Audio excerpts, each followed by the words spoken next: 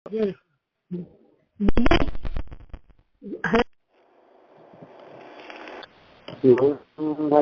वीरो मंगलम गौतमो मंगलम कुंदाद्यो जैन धर्मोस्तु मंगलम सर्व मंगल मांगल्यम सर्व कल्याणकारिकम प्रधानम सर्वधर्म जैनम जयतु शासनम जैनम जयतु शासनम जैनम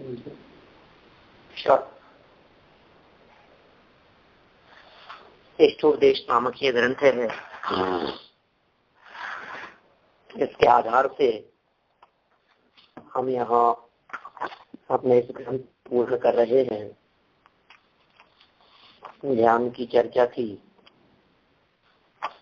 आत्मा का अनुभव करने वाला योगी, आत्मा की तरफ ध्यान देने वाला योगी, उसे उत्सर्ग और परिचयों की परवाह नहीं होती, अर्थात उत्सर्ग और परिचयों को भोगता हुआ भी वो तकलीफ का वेदन नहीं करता। आप देखिए, थोड़ा सा और आगे बढ़ाते हैं। पेज नंबर 112, 112 नंबर पेज है और 49 नंबर का श्लोक। अविद्या विदुरम ज्योति है परम ज्ञानमयम् महत् तद्द्रष्टव्यम् तद्द्रष्टव्यम् तद्द्रष्टव्यम् मुमुक्षुभिः करे अविद्यानाशिने ज्ञान ज्योति उत्कृष्ट पूछो चाहो अनुभवो है मुमुक्षु को इष्ट। क्या कहते हैं? अविद्या को दूर करने वाली महान उत्कृष्ट ज्ञानमय ज्योति है। मुमुक्षुओं को उसके विषय में पूछना चाहिए, उसकी वांछा करनी चाहिए और उसका अनुभव करना चाहिए। देखिए, आप कितनी सुंदर बात कह रहे हैं। हाँ, जो कोई भी मुमुक्षु है, आजकल तो मुमुक्षु शब्द इतना अधिक प्रसिद्ध हो गया है, एक वर्ग विशेष है, या हम लोगों के लिए समझिए आप। मतलब दुनिया में लोग ये कहते हैं मुमुक्षु माने कोई एक अलग संप्रदाय। क्या आप लोग मुमुक्षु हैं क्या? नहीं, हम मुमुक्षु नहीं है। आप मुमुक्षु हैं कि? हाँ, हम मुमुक्षु हैं। माने लोग ऐसा समझते हैं मुमुक्षु का मतलब कोई एक अलग कैटेगरी है। मुमुक्षु माने कोई जैनियों का कोई एक अलग संप्रदाय है, कोई एक बाड़ा बन गया है। आप देखिए, लोग ऐसा कहते हैं गुरुदेव कांजी स्वामी को मानने वाले लोग मुमुक्षु हैं। यहाँ मुमुक्षु शब्द का प्रयोग किया है पूज्यपाद स्वामी ने। 1600 वर्ष पुरानी रचना है ये।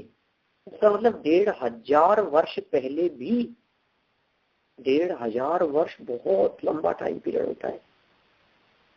1500 वर्ष पहले उस समय पूज्यपाद स्वामी ने ये कहा, मुमुक्षुओं को इस बात की वांछा करनी चाहिए। जब लोग मुमुक्षुओं की खिल्ली उड़ाते हैं और कहते हैं ये देखो ये है मुमुक्षु, तो मैं उनसे पूछता हूँ, क्यों भैया, क्या आप मोक्ष नहीं जाना चाहते? क्या आप दुखों से मुक्ति नहीं चाहते? क्या आप ये नहीं चाहते कि हम भी परम सुखी हो जाएं? क्या आप सर्व सांसारिक दुखों से छूटकर सिद्ध पद की प्राप्ति करना नहीं चाहते? क्या आप ये नहीं चाहते हैं कि हम भी भगवान बन जाएं, परमात्मा बन जाएं, हमारे भी मोह का नाश हो, हमें भी मोक्ष की प्राप्ति हो? अरे साहब, कैसी बात कर रहे हो? चतुर्गति के दुखों से छूटना कौन नहीं चाहता? सब चाहते हैं। तो फिर हम कहते हैं, भाई साहब, जो मोक्ष की इच्छा रखता हो उसको ही तो मुमुक्षु कहते हैं। मुमुक्षु कैसे कहते हैं? मोक्ष की इच्छा रखने वाला, वो मुमुक्षु कहलाता है। अब देख लो, आप पूरे जैन समाज में जितने लोग आत्म कल्याण की भावना से इस मार्ग में लगे हुए हैं, उन सब की आंतरिक इच्छा है मुक्ति की प्राप्ति। तो सब मुमुक्षु हो गए इस अपेक्षा से। क्या करना चाहिए उन मुमुक्षुओं को, कैसी भावना होनी चाहिए उन मुमुक्षुओं की। तो कहा अविद्या को दूर करने वाली ज्ञानमय ज्योति है। जड़ प्रकाश की बात नहीं है, चैतन्य ज्योति की बात है। चैतन्य मतलब ज्ञान, ज्योति मतलब प्रकाश, ज्ञान का प्रकाश, अविद्या को दूर करने वाला। अविद्या क्या चीज है? अविद्या है मोह का अंधकार। मोहांधकार का नाम है अविद्या। अविद्या मतलब है भ्रम, अविद्या मतलब है अज्ञानता, अविद्या मतलब अपनी खबर नहीं होना, उसे अविद्या कहते हैं। अविद्या का भाव समझ पा रहे हैं आप लोग? अविद्या मतलब ऊपर ऐसा आवरण, मोह का ऐसा नशा जिसके कारण हिताहित का विवेक न हो सके, जिसके कारण ये जीव यथार्थ निर्णय न पहुंच सके, उसका नाम है अविद्या। अविद्या को दूर करने वाली महान उत्कृष्ट ज्ञानमय ज्योति है। मुमुक्षुओं को उसके विषय में पूछना चाहिए, उस ज्ञान ज्योति के विषय में पूछना चाहिए, उसकी वांछा करनी चाहिए, उसका अनुभव करना चाहिए। यदि आप मुमुक्षु हैं तो आपको ज्ञान ज्योति की खबर होनी चाहिए, आपको पूछना चाहिए ज्ञान ज्योति का क्या स्वरूप है, आत्मा का क्या स्वरूप है, चैतन्य का क्या स्वरूप है, ये भगवान आत्मा कैसा है, ये भगवान आत्मा कैसे प्राप्त किया जा सकता है, ये भगवान आत्मा कैसे अनुभव किया जा सकता है।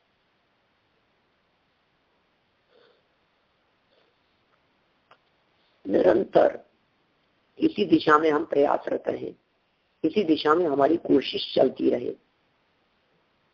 हम सोचें, विचारें, चिंतन करें, बात करें तो इसी के बारे में करें। इसका नाम है उसकी वांछा करना, अनुभव करना चाहिए। क्या आपको अपनी चैतन्य ज्योति अनुभव में आती है? 3 स्टेप कहे हैं। सबसे पहले पूछना, फिर पूछने पर उसकी रुचि उत्पन्न हुई तो उसकी वांछा करना, जब उसकी वांछा हुई तो उसे प्राप्त कर उसका अनुभव करना। क्रमिक विकास है बिल्कुल। ज्ञान से आत्मा पकड़ में आता है। यहाँ ज्ञान ज्योति के अनुभव करने की बात माने अपने आत्मा का अनुभव करने की बात, ये 2 भिन्न भिन्न चीजें नहीं है। ज्ञान अलग हो और आत्मा अलग हो, ऐसी 2 चीजों की यहाँ बात नहीं है। जो ज्ञान है सो आत्मा है, जो आत्मा है सो ज्ञान है। ज्ञानमय चैतन्य प्रकाश, ज्ञान स्वरूपी चैतन्य प्रकाश, उसके विषय में पूछो।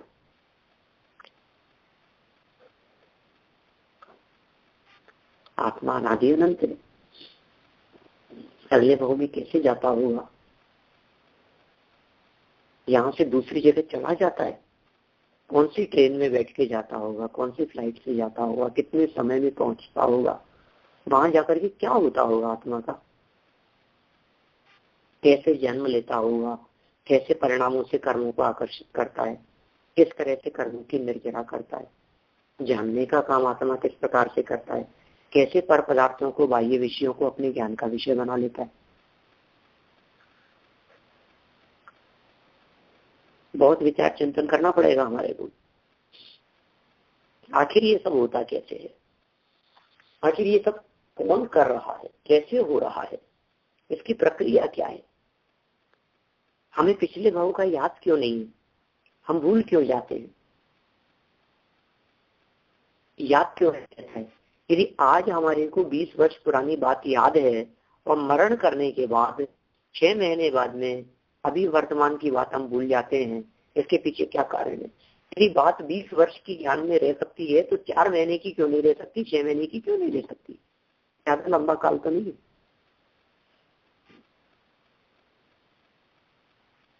यहाँ से मर करके मान लीजिए देव गति में चले गए तो यहाँ की याद आनी चाहिए ना, पता होना चाहिए। यहाँ से नरक में चले गए तो नारकियों को ये बातें ध्यान में नहीं आएगी।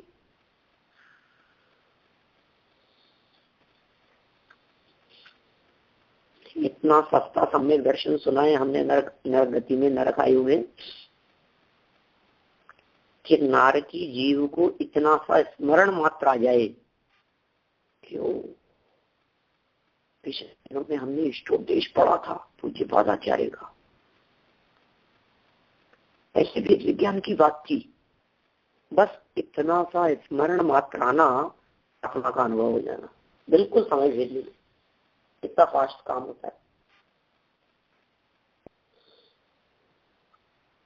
लगता तो हमारे को ऐसे कितना आसान है भाई। पंडित जी आपने अच्छी बात बता दी। यहाँ तो हम सम्यक दर्शन की के लिए कितने प्रयास कर रहे थे, कितनी कोशिश कर रहे थे, फिर भी नहीं हो पा रहा था। बिल्कुल डन रहा, नरक में जाएंगे और एक क्षण मात्र में कर लेंगे, इतना आसान काम है। वहां बहुत इजी हो जाएगा। तो यहाँ सम्यक दर्शन का विकल्प छोड़ देना चाहिए और वहीं जाके अनुभव करना चाहिए। भैया है तो इतना सा ही काम, है तो इतना सा विकल्प मात्र ही, लेकिन इतना सा विकल्प मात्र भी वहां रहते हुए नहीं आता।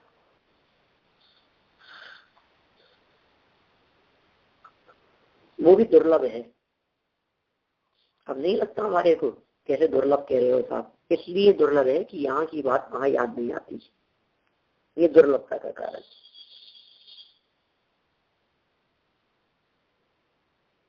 नरक में जन्म लेने में कितना टाइम लगता है? अंतर्मोट में तो पर्याप्त हो जाता है, लंबे चौड़े हो जाते हैं, ठीक शरीर वाले हो जाते हैं। यहाँ मरा, यहाँ तो लोग पानी की छींटे दे रहे हैं, आप देख रहे हैं, डॉक्टरों को बुलाने की बात कर रहे हैं, घर में भागम भाग लगी हुई है, क्या हो गया क्या हो गया। और वहां तो व्यक्ति मारकाट चालू हो गई उसकी। अब वहां जाकर के क्षण मात्र के लिए इतना सा विचार नहीं आ रहा उसको, 10 मिनट पहले की बात याद नहीं है। मैं दुखी हो रहा था, परिवार था, ये था, बीमारी थी, तकलीफ थी, कहाँ रहता था, क्या खाता पीता था, क्या नाम था, 5 मिनट बाद में सब कुछ बदल गया। इत्यादि विषयों के संदर्भ में बारंबार पूछना, विचार करना,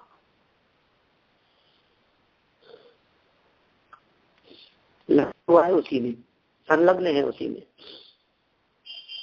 और निरंतर अभ्यास करते करते, निरंतर चिंतन मनन करते हुए जब उसे ये अनुभव में आता है कि अरे मेरा चैतन्य तत्व सर्व सुख का निधान है, सर्व सुख का दाता है, मैं स्वयं ऐसा आनंद संपन्न हूँ कि जो मेरा आश्रय लेवे वो सुख से भर जावे, सुख से भरा पूरा हो जावे। मैं सुख के लिए भटक रहा हूँ, सुख का पिंड होकर सुख के लिए भटकना, अहो आश्चर्य, बहुत आश्चर्य दिखाई देता है। हमें ऐसा लगता है कि कितनी मूर्खता कर रहा हूँ। जब आत्म स्वरूप का अनुभव हुआ, जब आत्म स्वरूप भान में आया, जब आत्म स्वरूप की ऐसी महिमा सुनिए भी समझिए, तो यही चल रहा है ना, अभी महिमा सुनी उसकी, खूब पूछ पाछ करके खूब महिमा आई, क्या होने लगी। अनुभव तो इसी का करना है, करने योग्य काम तो यही है, इसके अलावा दूसरा कोई काम नहीं है करने योग्य। जब हम लोग आत्मा के स्वरूप को समझते हैं तो ऐसा हमारे वचन निकलने लगते हैं, और इसके अलावा दूसरा कोई काम नहीं।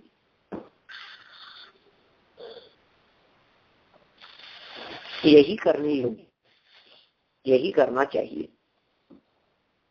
सद्द्रष्टव्य, उसका अनुभव करना चाहिए। अनुभव करने योग्य वही है, और अब हमें उसका अनुभव भी करना चाहिए।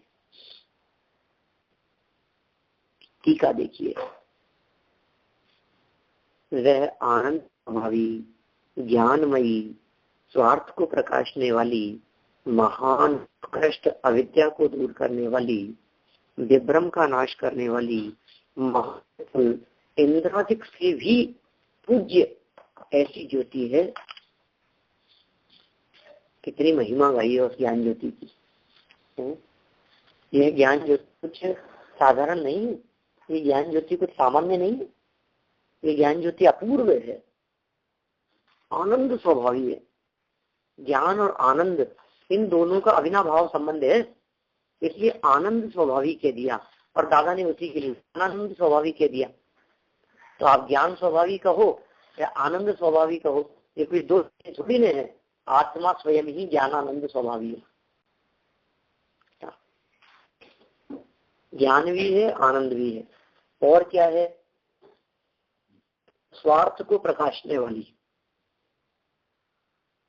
स्वार्थ क्या चीज है? स्वार्थ माने स्वयं अर्थ, अपनी वस्तु, अपनी आत्म वस्तु को प्रकाश करने वाली, महान उत्कृष्ट, बहुत महान है, उत्कृष्ट है, अविद्या को दूर करने वाली। ज्ञान ज्योति जहाँ जागृत होती है वहां अविद्या होती है, अज्ञान दूर होता है, भ्रम दूर होता है, अंधकार चला जाता है। वेद भ्रम का नाश करने वाली, भ्रम नहीं रहता। महाविपुल, मात्रात्मक दृष्टि से बहुत विशाल विपुल है और इंद्रादिक से भी पूज्य है ऐसी ज्योति। आप सोचिए, जिसको साक्षात इंद्र परमात्मा भी जिसको पूजते हो, इंद्र परमात्मा भी जिसकी महिमा गाते हो, कैसी होगी वो ज्योति?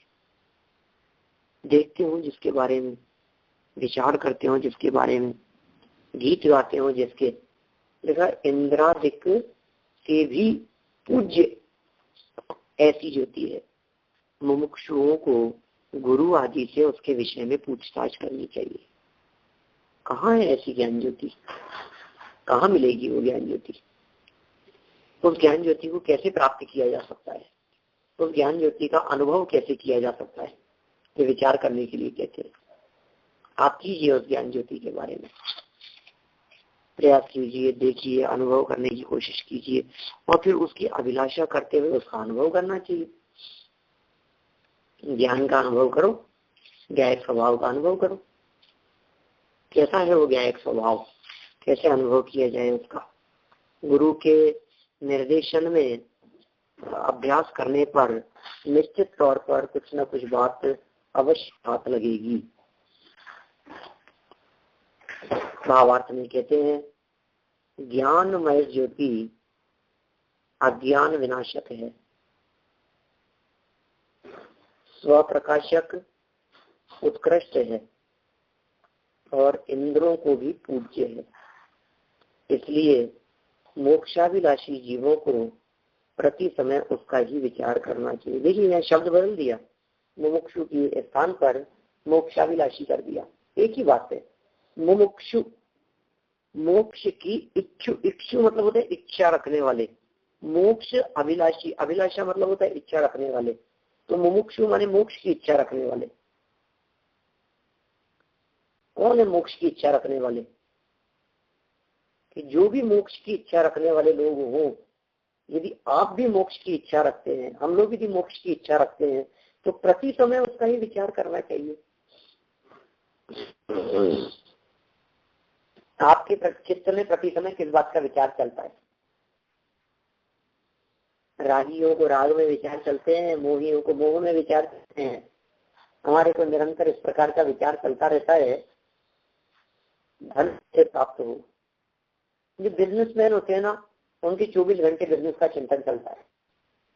24 घंटे उनको यही विचार चलता रहता है कि बिजनेस कैसे बढ़े, ये कैसे बढ़े, ये पैसा कैसे प्राप्त हो, तो पार्टी आएगी, माल कहाँ से खरीदूंगा, फिर ऐसा करूंगा, फिर ये बना लूंगा, फिर ऐसा हो जाएगा, मैं वहां से ले लूंगा तो बहुत अच्छा रहेगा, ये माल यदि मेरे को मिल जाए ना बस मेरे बहुत अच्छा है, वो पार्टी यदि आ जाए तो ये, तो यही चिंतन चलते रहते हैं उसके दिल में। जो जहाँ जाना चाहते हैं उनके दिमाग में वो विचार आते हैं, जो जहाँ से आते हैं उनके दिमाग में वो विचार आते हैं। हम आ तो गए, अब जाना कहाँ है? यदि हमारे को मोक्ष पे जाना है तो मोक्ष के बारे में विचार करना चाहिए। उस विषय में ही गुरु आदि से पूछताछ करना, उसके विषय में, उसी आत्मा के विषय में, उसी मोक्ष के विषय में, मुक्ति प्राप्ति के विषय में गुरु के पास में जाकर के बातें नहीं करना, आत्म कल्याण का मार्ग पूछना। क्या श्री गुरु के पास में आप सिर्फ और सिर्फ आत्म कल्याण की भावना से ही जाना। जब भी कोई मोक्ष मार्ग प्रणेता सदगुरु का निमित्त बने, योग बने, तो उनके पास में एकमात्र आत्म अनुभव की ही चर्चा पूछना, उसी का पूछताछ करना, निरंतर उसी की अभिलाषा करनी और उसी का अनुभव करना चाहिए। करने योग्य काम तो ये है, के करने योग्य काम, ज्ञानियों के करने योग्य काम, आपके हमारे लिए और क्या रह गया है? बतलाओ, इस जीवन में और क्या करने योग्य कार्य है? आंख बदलते ही भाव बदल जाता है। आंख बंद हुई, बदल गया भाव, दूसरा जन्म, दूसरे संयोग। और जब दोबारा आंख खुलेगी तो संयोग ही दूसरे दिखाई देंगे, परिस्थितियां बदली हुई दिखाई देगी आपको। क्या करें बोलो? समझदारी रखिए। पूज्यपाद आचार्य का ही एक और ग्रंथ है लिखा हुआ, समाधि तंत्र। उस समाधि तंत्र का 53 नंबर का श्लोक यहाँ और प्रस्तुत किया है इन्होंने, इसी संदर्भ में, इसी बात का पोषण करने के लिए। समाधि तंत्र श्लोक 53 में कहा है कि तद्ब्रूयात् तत्परान् प्रचेत सदी चेत पर भवेत् येन विद्यामयं रूपम त्यक्त्वा विद्यामयं व्रजेत्। क्या कह रहे हैं? योगियों के लिए, योगियों को आत्म ज्योति की ही बात करना, बस। योगियों को बात करने योग्य एक ही बात है। कौन सी बात? आत्म ज्योति। काम ही क्या है और किसकी बात करें बोलो? फैमिली वाले मिलते हैं तो फैमिली के बारे में पूछते हैं, मित्र मिलते हैं तो अपने पुराने मित्रों के बारे में पूछते हैं, बिजनेस वाले मिलते हैं तो अपने बिजनेस व्यापार के बारे में बात करते हैं। सबका अपना अपना क्षेत्र है ना। हम निश्चित तौर पर कह सकते हैं, आपसे कोई व्यक्ति मिलने के लिए आया, आप उसका रिलेशन बतलाइए हमारे को, हम आपको निश्चित तौर पर कह देंगे कि आप लोगों की क्या चर्चा हुई होगी। दृढ़ विश्वास के साथ में हम आपको ये बात बतला सकते हैं। जानते हैं ना कौन व्यक्ति क्या बात करेगा, क्या बात करेगा, आत्मा की आराधना करने का क्या बात करेगा, आत्मा की बात करेगा। योगियों को आत्म ज्योति की ही बात करना, अन्य से उस संबंधी ही पूछना, उसकी ही इच्छा करनी और उसमें ही लीन होना चाहिए, जिससे वह अविद्या का त्याग के ज्ञानमय स्वभाव को प्राप्त करे। ये ज्ञानमय स्वभाव को प्राप्त करने की विधि बता रहे हैं। ज्ञान में स्वभाव कैसे प्राप्त किया जा सकता है, यह आत्मा ज्ञान स्वभाव को कैसे प्राप्त कर सकता है, कौन सी विधि से ज्ञान स्वभाव प्राप्त होगा? सबसे पहले तो धुन लगनी चाहिए हमें आत्मा की, लगन लगे एकमात्र। सच्ची जिनको लगन लगे, शाम क्यों नहीं हुए? जिनको सच्ची लगन लगे, कार्य क्यों नहीं हुए? ये बताइए। एक बार धुन तो सवार हो किसी कार्य को करने की। यदि आपके चित्त में, हेलो, यदि आपके चित्त में आत्म अनुभव करने की धुन सवार हो गई, प्यारे देव ने तो पीछे कहा था मैक्सिमम 6 महीना, उत्कृष्ट से 6 महीने की बात कही थी। हम ज्यादा समय की बात ही नहीं करते। 6 महीने के अंदर तो आपको आत्मा हाथ में मिल जाएगा, आत्मा सामने की तरह आत्मा दिखने लग जाएगा, आत्मा का अनुभव हो जाएगा। इससे ज्यादा नहीं लगेगा आपको। आत्मा का अनुभव करने के लिए इससे ज्यादा टाइम ही नहीं लगता है। और आप कह रहे हो 6 महीने कहाँ? पंडित जी कैसी बात कर रहे हो? 40 साल हो गए, आप 6 महीने की बात कर रहे हो? क्या होता है 6 महीने में? कोई व्यक्ति अभी नया नया स्वाध्याय करने के लिए जुड़ा हो और उसको 6-7 महीने हुए हो और वो आत्म अनुभव के संदर्भ में कुछ बात विशिष्ट करने लगे, तो हम कहते रहने दो, कल से आना शुरू किया नहीं और आत्मा के अनुभव की बातें करने लगे, बड़ी बड़ी बातें करते हो। कैसा बोल? देखो हम क्या कहते हैं, नया नया ही कल शुरू किया है आपने। हम देखो, हम जैसे 40 साल से बैठे, हमें आत्मा का अनुभव नहीं है। ये बड़े है आत्मा का अनुभव करने वाले। पहले देखो, अभ्यास करो, रोजाना आया करो। अरे भैया, मैंने वो काम कर सकता है वो व्यक्ति, मैक्सिमम का है ये 6 महीने। तो शर्त है आत्मा की ही बात करनी। भोजन करे तो आत्मा के लिए, पानी पिए तो आत्मा के लिए। जगन जी बाबू जी कहते हैं हर श्वास उसी के लिए बहे। तो कहते हैं एक एक व्यक्ति यही खाता है, ऋण चुकाना पड़ेगा तुझे, कर्ज चुकाना पड़ेगा। बोल क्या चाहता है तू?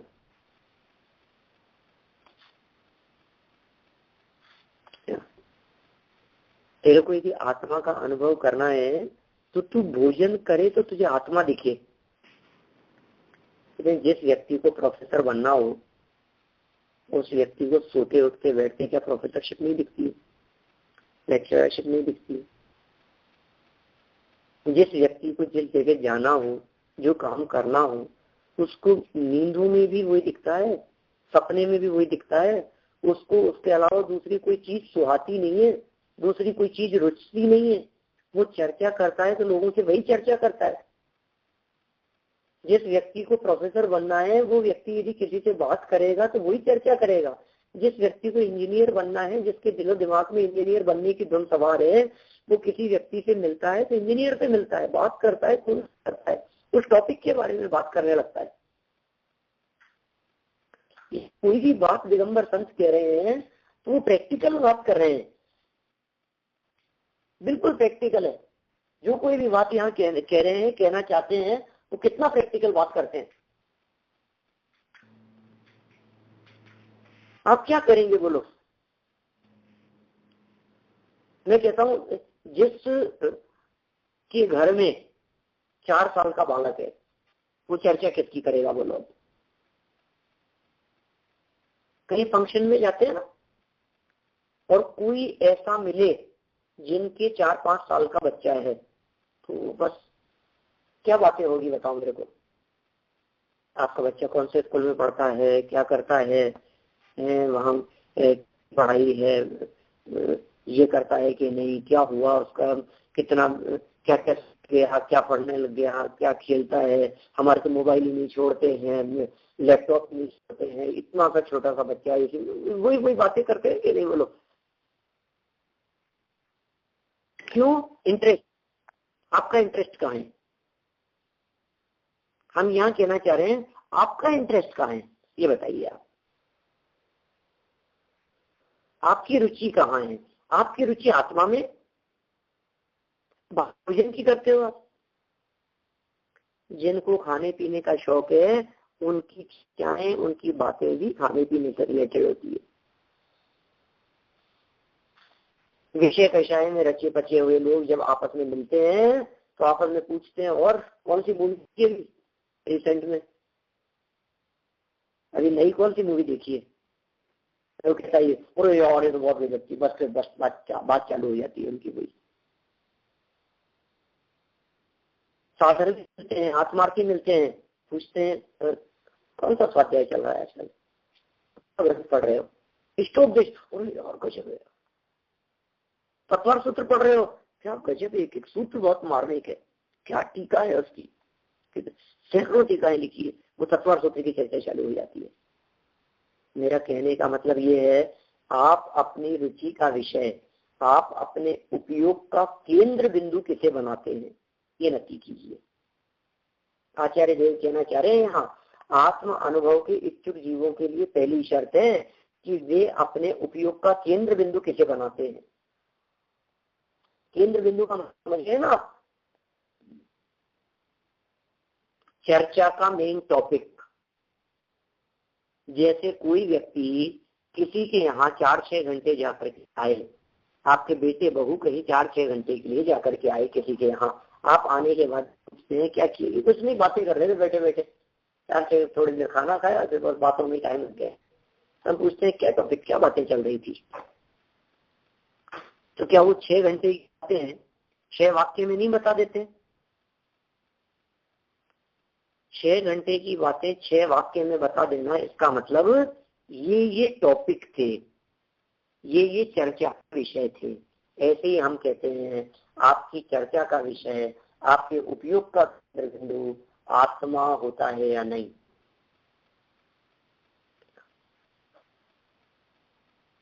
आत्मा आपकी चर्चा का विषय है या नहीं, आत्मा आपका केंद्र बिंदु है या नहीं।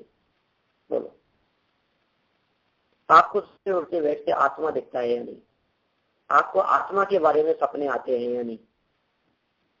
तो कह रहे योगियों से बात करो आप आत्म ज्योति के संदर्भ में। योगियों से बात करने ही कौन जाएगा, जिनको योगी पसंद होंगे, नहीं तो योग हम किसको आते हैं।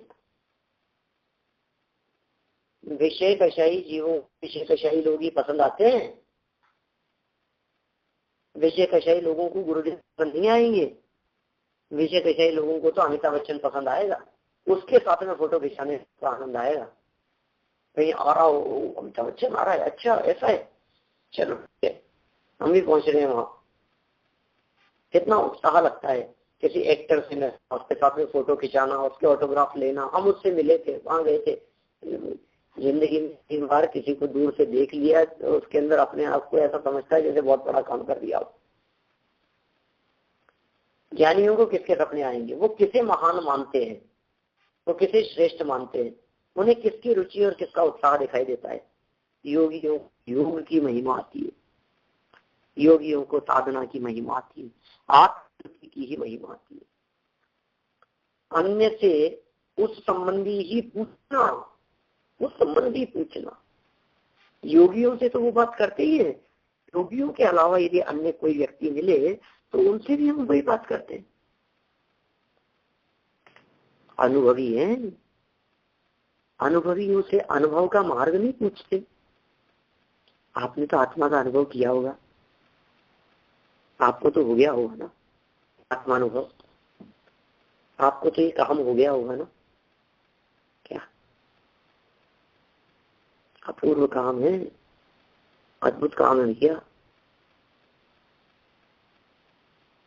आपको कैसे हो गया, आपने क्या किया था, विधि बताओ ना कोई, हमें भी कोई टिप्स दे दो ना, हम कैसे आत्मा का अनुभव करें। अन्य से उस संबंध नहीं पूछता है, इच्छा भी उसी की होती है। अब विषयों में नाही रमेंगे, निजानंद पाने करेंगे। बोलो कैसा होता है साधकों का जीवन।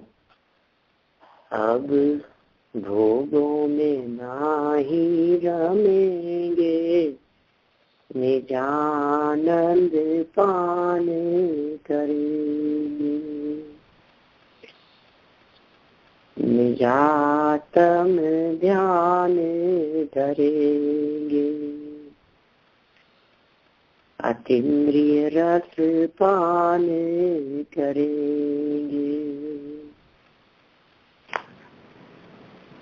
अब चतुर्गति में नाही रुलेंगे, सिद्धालय वास करेंगे।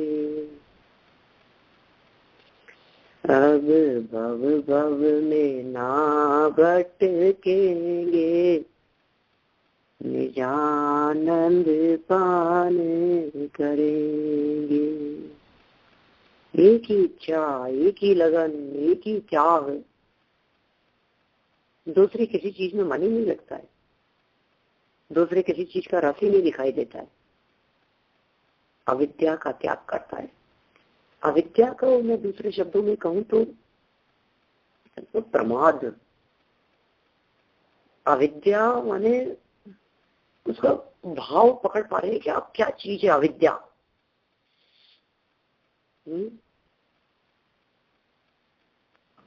ये जो है ना, जो अन्य मतावलंबी है, सांख्य मतावलंबी, ये प्रकृति से 3 गुणों की उत्पत्ति मानते हैं, राजस, तामस और सात्विक। तो जो तमस गुण है ना, उस तमस गुण का नाम से प्रकट होने वाले परिणामों का नाम है अविद्या। तामसिक परिणाम, मदिरादिक का सेवन, विषयों में सुख बुद्धि, इसका नाम अविद्या। भोगों में आनंद आ रहा है, मजा मान रहा है, अभी तो ब्रह्म से ही मजा मान रहा है, जहां पीड़ा है उसमें आनंद मान रहा है। अविद्या का त्याग छोड़ दो उसको और ज्ञान में स्वभाव को प्राप्त करें। इस प्रकार समझाकर, बोलो किसने समझाया? योगियों ने समझाया, हमें समझाया। इस प्रकार समझाकर, विस्तार से समझाकर, दो बार शब्दों का प्रयोग करते हैं आचार्य। पहले कह रहे इस तरह से समझाकर, फिर कहा विस्तार से समझाकर। अब आचार्य कहे हुए तत्व को परम करुणा से संक्षेप में कहकर शिष्य के मन में बैठाने की इच्छा से कहते। क्या कहते हैं बोलो? शिष्य के मन में बैठ जाए। जिस तत्व को इतना विस्तार से समझाया था, देखो विस्तार में जाने का काम होता है। पहले ज्ञान का स्वरूप भी इसी प्रकार का है। आत्मा अनुभव के पहले अपने ज्ञान को विस्तार देना, खूब विस्तार देना, खूब विस्तार दो, खूब विस्तार दो ज्ञान को। खूब पढ़ो आत्मा के बारे में, आत्मा के बारे में पढ़ो, आत्मा के बारे में जानो, आत्मा के बारे में सुनो। आत्म अनुभव की प्रेरणा देने वाले, आत्मा का स्वरूप बतलाने वाले आत्म ख्याति ग्रंथ को पढ़ो, आत्म प्रसिद्धि को पढ़ो, 47 शक्तियों को पढ़ो, 47 नयों के माध्यम से आत्मा का स्वरूप जानने का प्रयास करो। जहां जहां गए भगवान आत्मा की चर्चा मिले, ऐसे भजन सुनो, ऐसी चर्चाएं सुनो, ऐसे लोगों के बीच में उठो बैठो जो आत्मा ही आत्मा, अपने आप को आत्मामय बना लो। खूब विस्तार, खूब फैलाओ, द्रव्य की दृष्टि से, क्षेत्र की दृष्टि से, काल की दृष्टि से, भाव की दृष्टि से आत्मामय हो जाए। बस आत्मा के अलावा दूसरा और कुछ नहीं। बस एक लगन भर हो सच्ची, तुझ निश्चित दर्शन होगा। एक सच्ची लगन हो तेरे में, हम गारंटी देते हैं तुझे निश्चित आत्मा का दर्शन होगा। एक लगन यदि तुझे हो गई, आत्मा का दर्शन हुए बिना नहीं रहेगा, आत्मा का अनुभव हुए बिना नहीं रहेगा। फिर क्या करो साहब? इतना विस्तार में जाने के बाद में खूब पढ़ा, खूब सुना। तत्वार सूत्र के 4 अध्यायों में, स्टार्टिंग के 4 अध्यायों में जीव तत्व का वर्णन किया है।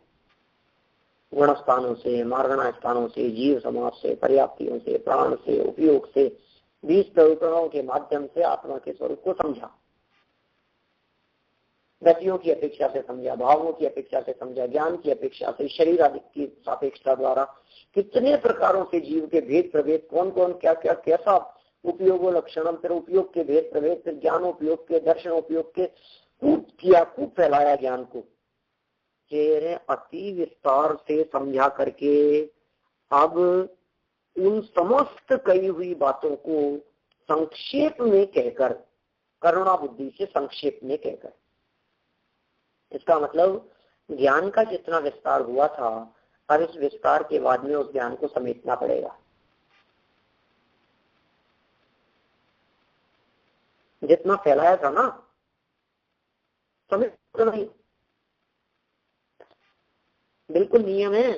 आप जितनी गंदगी करेंगे उतनी ही सफाई करनी पड़ेगी, आप जितना फैलाएंगे उतना ही समेटना पड़ेगा। कोई कहे कि साहब जब समेटना ही था तो फैलाएगा ही तो था। बोलो, जब आपको समेटना ही था तो फिर फैलाया क्यों था? कि नहीं नहीं, फैला करके जब समेटेगा तो उसका एसेंस निकलेगा। जिनागम के माध्यम से आत्म स्वरूप के अति विस्तार से चिंतन मनन अभ्यास के बाद जिस किसी निष्कर्ष पर पहुंचेंगे वो सार निकलेगा, तो परम तत्व का सार होगा, ये सारभूत होगी ये चीज। इसलिए कहते हैं अब परम करुणा से संक्षेप में कहकर शिष्य के मन में बैठाने की इच्छा से कहते हैं। शिष्य के मन में ये बात बैठ जाए, कौन सी बात, क्या कहना चाह रहे हैं? विस्तार तो बहुत किया है, बहुत वर्णन कर दिया है। अब इतने सब वर्णन करने के बाद में अब यार बहुत हो गया महाराज, हमारे को तब इतनी बातें आपने बताई है, कुछ नहीं समझ में आती। कुछ याद तो रहती, जब सुनी थी तब समझ रहे थे कि हाँ समझ में आ रही है, अभी पूछो तो सब खत्म है। तो आचार्य देव समझ करके उसको 2 में उपदेश देते हैं। तो कहते हैं कि देखो ज्यादा मत उलझो, चिंता मत करो, 2 लाइन में तुम्हारे को सारभूत बात बतला देते हैं, जनागम का रहस्य बतला देते हैं तुम्हारे को। इतनी संक्षेप में बात कहेंगे कि जितनी संक्षेप में तुम 1 सेकंड में खड़े खड़े याद भी हो जाएगी, समझ में भी आ जाएगी, और उतना ही सारभूत है। इससे ज्यादा कुछ करने की कुछ जरूरत भी नहीं है। बहुत संक्षेप में क्या क्या कहा लिखो, देखो आप आगे क्या लिखा है। अधिक कहने से क्या, ज्यादा क्या कहें, कब तक कहते रहे? 50 श्लोक लिख दिए, अब कितना वर्णन करते रहेंगे, अंत नहीं है। अनंत शास्त्रम बहुलश्च विद्या अल्पश्च कालो बहुविघ्नताच यत् सारभूत तदुपासनीयम हम तो यथा शीर में बुझा। फिर ये सारभूत बात है। अधिक कहने से क्या, क्या कहें अधिक, कितना कहना था तो बहुत कह दिया। देखो किसी बच्चे को बिठाकर घंटा 2 घंटा तक खूब डांट पिलाई, और अंत में हम ये कहते हैं देख भैया जितना तेरे को कहा है उन सब में अब सारभूत बात ये है कि ये काम कर ले। अब इतना कहने का मतलब निष्कर्ष ये है कि सुबह 5 बजे उठ करके पढ़ाई करना चालू कर दे, परीक्षा के दिन नजदीक आ रहे हैं। और ज्यादा कहने में कोई सार नहीं है, बहुत कह दिया है। सारभूत पूरे इतने 2 घंटे का सार यही है कि तो ये काम करना ऐसा शुरू कर दे। ऐसे ही यहाँ कहना चाह रहे हैं कि जो 50 श्लोक हमने आपको यहाँ पढ़े हैं, सुनाए हैं, कहे हैं, उन सबका सार क्या है? ये सुमते सुबुद्धि वाले, ये बुद्धिमान ज्ञानवान, सुमते अच्छी मति वाले, सुबुद्धि वाले, बहुत बोलने से क्या, कितना बोले? क्योंकि हे उपादेय तत्वों को संक्षेप में भी बुद्धिमान के हृदय में उतारना शक्य है। हम ज्यादा कुछ नहीं करेंगे आपसे, हे उपादेय तत्वों को संक्षेप में। क्या ये है, क्या उपादेय है, क्या ज्ञेय है, संक्षेप में बुद्धिमान के हृदय में उतारना शक्य है, ऐसा भाव। ये कह रहे हैं हम जानते हैं तुम बुद्धिमान हो यार, ज्यादा तुम्हारे को क्या समझाए, लेकिन हम इतना भी जानते हैं तुम्हारे को 2 लाइन में समझाएंगे ना, तुम उन 2 लाइन के माध्यम से ही अपना कल्याण कर लोगे। और सच में जिन्हें कल्याण करना होता है वे 2 लाइन में ही कर लेते हैं, और जिन्हें कल्याण नहीं करना होता है वे हजारों शास्त्रों करके भी कल्याण नहीं कर पाते। मार्ग तो बहुत सरल है, रास्ता तो बहुत सरल है, रास्ता तो बहुत सीधा है। करने वालों के लिए तो इतना सही करने योग्य काम है, और नहीं करने वालों के लिए तो अनंत शास्त्र। कहाँ तक करें, कहाँ तक पढ़े, कितना वर्णन करें, कितना विस्तार करें, कुछ भी नहीं। 2 लाइन का है, कितना सा धर्म की बात कह दी। यहाँ आत्मा अलग है और शरीर अलग है, बस इतना सा वेद विज्ञान का सार है। समस्त जनागम का सार कह दिया, यहाँ द्वादशांग का सार कह दिया है लाइनों के अंदर। कौन कह सकता है? आसान बात है, 2 लाइनों को समस्त जनागम का सार कह देना, और 2 लाइनों को समस्त जनागम का सार कहा गया है। मैं करूंगा अगले सेशन में विस्तार से चर्चा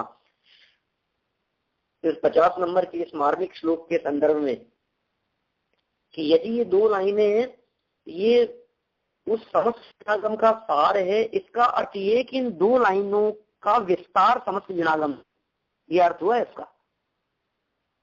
यदि ये 2 लाइनें सबका निष्कर्ष है तो इन 2 लाइनों का विस्तार सारा जनागम है। इन 2 लाइनों से समस्त जनागम निकालो, और जनागम से ये वापस 2 लाइनें निकालो। करो आप ये काम,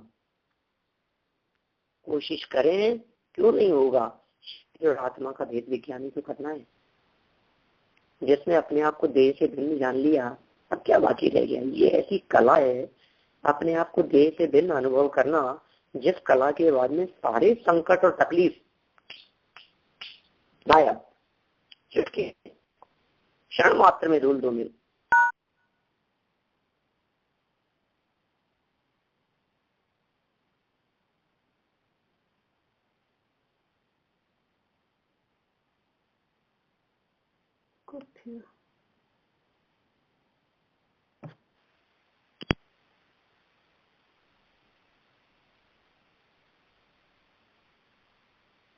तुम्हारी रुचि उत्पन्न नहीं होगी तब तक ये इस श्लोक का मर्म समझ में नहीं आएगा। इसलिए कुछ दिन का समय है अपने में, आप लोग इसका अभ्यास कीजिए, फिर आगामी श्लोक की चर्चा करेंगे अपन अभी की।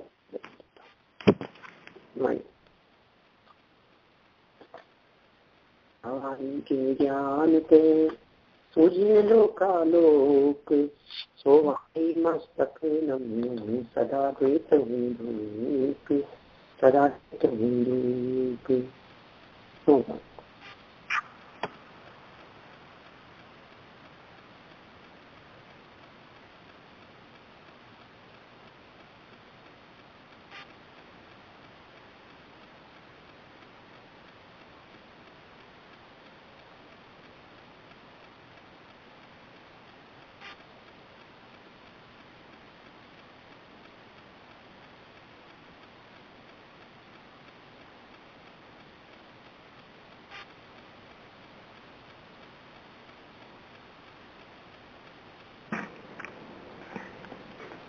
जय जिनेन्द्र।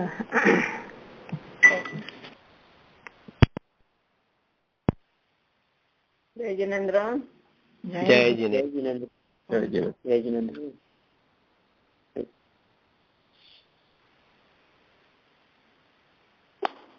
जय जिनेन्द्र।